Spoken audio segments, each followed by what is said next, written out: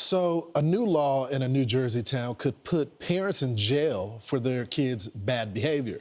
It's all a result of teen brawls like this one, where 3 officers were injured and 9 teenagers were arrested last year.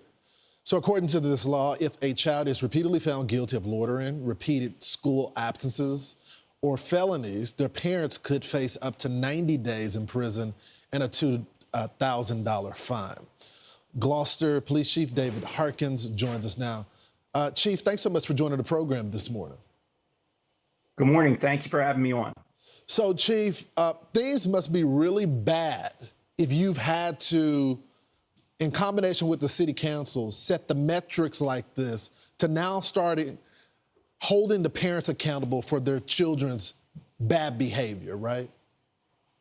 Yeah, who would have thought? I mean, when I was a kid, if my parents knew where I was and if I ever had to run into that kind of situation, I'd have been in big trouble. But more and more, our officers are running into disrespectful, out of control behavior by juveniles, as we experienced last year at our Gloucester Township Day event. It was an event like nothing that we've ever seen before.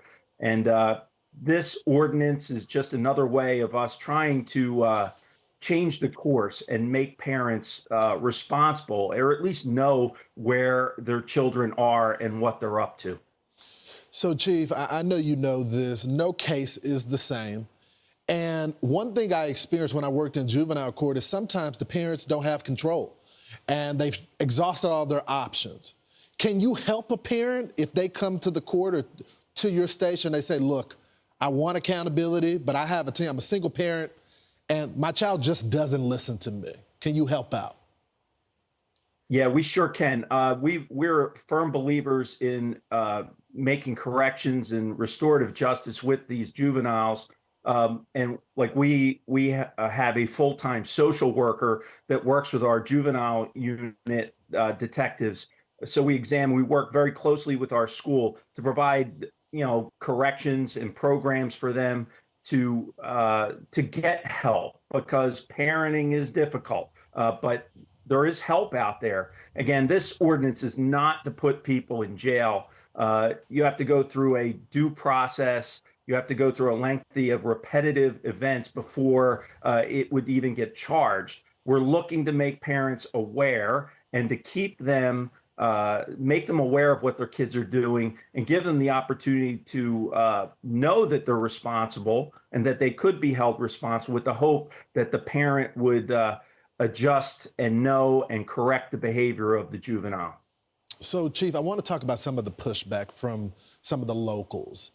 They've indicated that in this same area within the school district, and I know this is a separate matter because you don't regulate the schools, but if their child wants to be a transgender, then the parents don't even have to be notified.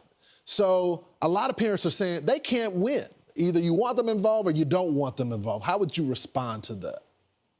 Well, I would say that's part of, this is actually in the favor of those parents, that we recognize that how important that a family is, that a parent is, and a lot of our societal problems that I've experienced in my 30 years as a police officer is this decline of control. And parents, again, being a parent myself, it's a difficult task, but it's the most important task. And so that's part of what we're trying to do.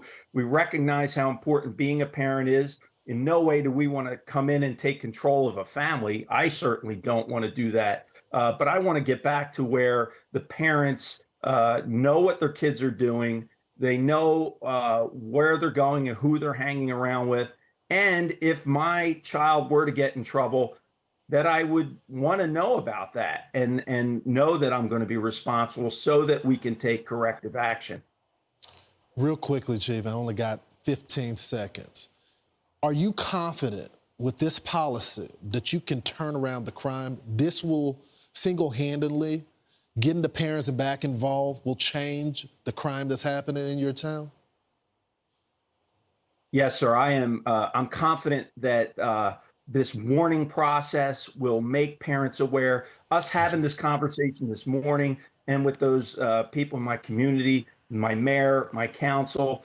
This has brought it to the forefront to let us know that something's got to change. We've got to get our kids back on track. They've got to stop acting crazy, lawlessness, and get respect back for law enforcement.